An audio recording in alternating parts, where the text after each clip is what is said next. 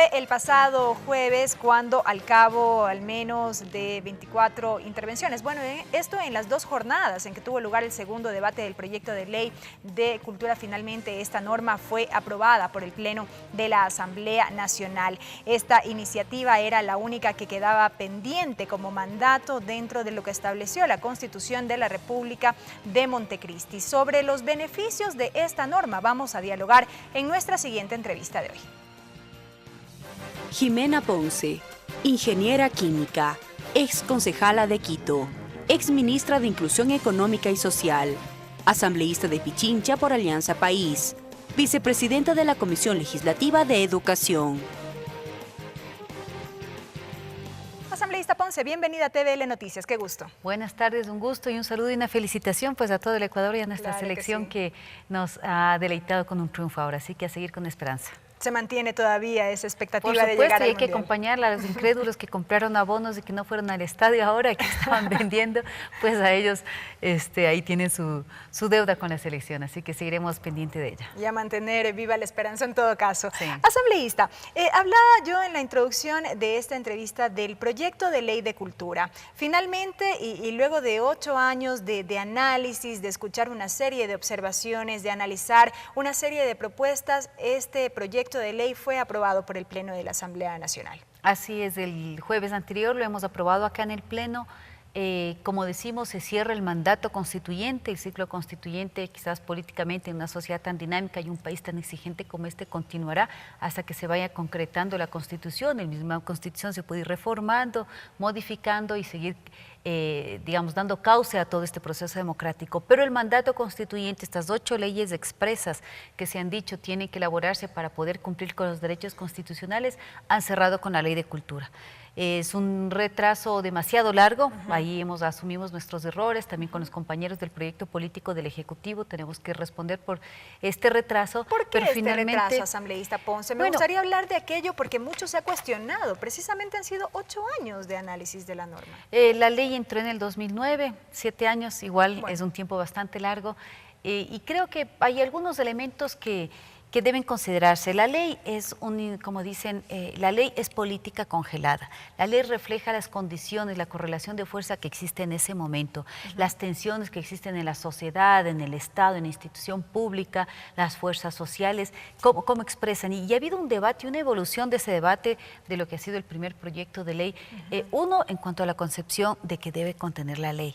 Es una que reforma el marco institucional, para relaciones entre las instituciones, derechos de los trabajadores de la cultura o del arte, ¿solo eso? ¿O es una ley que debe trascender hacia la consecución, la concreción de los derechos culturales que está descrito en la Constitución y que son de todos los ciudadanos y las ciudadanas? Aquí ha habido un debate intenso porque muchas de las participaciones que hemos recibido han sido básicamente como una defensa gremial y por otro lado una defensa institucional. El otro gran tema que ha sido, que digo que la ley representa a la sociedad, es que tenía que resolverse un tema institucional. Digamos, una trayectoria que en algún caso se volvió en inercia, es decir, en un peso, porque una trayectoria es una recta, es un camino, es una dirección, un vector. Pero en un momento ese vector agarró un peso muerto, una inercia institucional en algunas de las entidades que conforman lo que ahora llamamos el Sistema Nacional de la Casa de la Cultura. Y debates intensos, como también si es que debe ocurrir o no digamos, si debe ser o no una ley de cultura o una ley de culturas. Que en principio así se la denominaba, ¿no? Ley de culturas. Aparentemente, al colocar que es una ley de culturas, se veía como que había mucha más apertura, que era mucho más democrática, mucho más intercultural, o que reflejaba de mayor manera la diversidad. Pero en realidad en el debate, ya entendiendo la potencia de este plural, realmente venía a reducir lo que podría ser la ley. Porque si digamos la ley de las culturas significaba que estaban identificadas algunas culturas, que había un proceso de inventario, de calificación de qué es cultura, cuál es una cultura y qué es otra cultura, de tal manera que esta ley habría regido para las que en este momento existían, y esa discusión es absolutamente distorsionada. La cultura definida como una creación y un resultante de la actividad humana individual y colectiva se define como una, y digamos, sustantivo, es abarcativo de toda esa dinámica y ese proceso que puede venir en una, en 100, en varias, en miles de culturas. Eso es lo que hemos logrado también con este tema. Le digo, son debates apasionados, los mismos sectores de los artistas han contribuido enormemente y creo que hay que expresar el agradecimiento para ellos, técnicos y técnicas del sector también, así como quienes también manejan instituciones que han permitido aclarar algunos conceptos, han permitido colocar elementos importantes para un funcionamiento mucho más interesante. Y un último elemento, claro que sí. no por último el menos importante, el fondo. El fondo, el fomento, aquí en el Pleno, en la primera sesión, recuerde que tuvimos un intento de colocar un impuesto para que luego se transformaba en una contribución. Para la proyección de estas películas extranjeras en las salas de cine.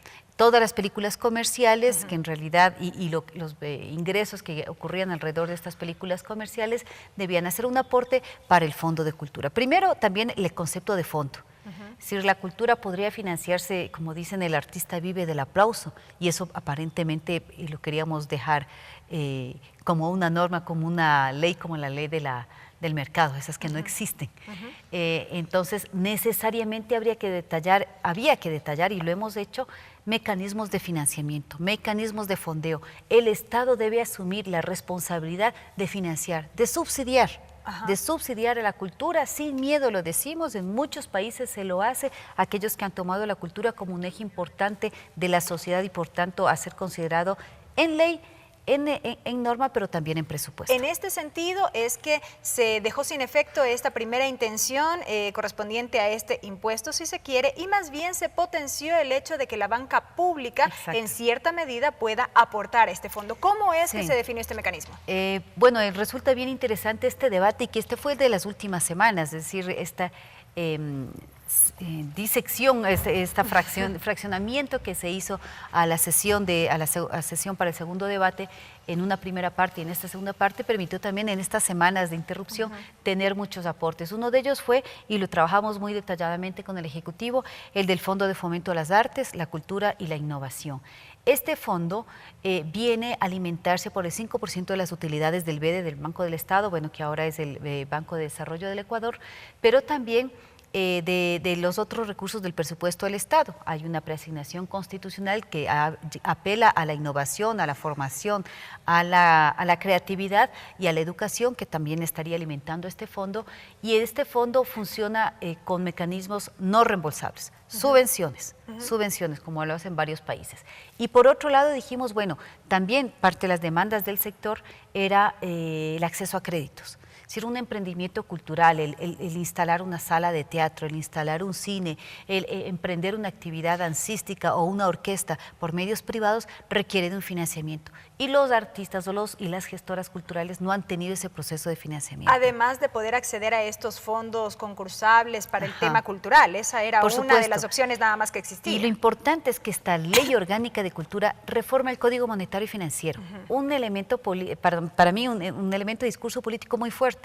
Es decir, esta ley de 120 artículos, de 130 artículos, llama al Código Monetario y Financiero y le dice, ustedes, señores banca pública, me crean una línea más. Así es. Se da entonces todo lo que está escrito en la Constitución de los derechos, adquiere importancia en donde se pone el billete, digámoslo muy popularmente, donde se pone el billete también se está poniendo la importancia. Entonces, una línea más de crédito, reformando el artículo 369, me parece, del Código Monetario y Financiero, colocando que es tal cual se llama el fondo acá para los no reembolsables, no reembolsables sería esta línea de crédito para el fomento de las artes, la cultura y la innovación.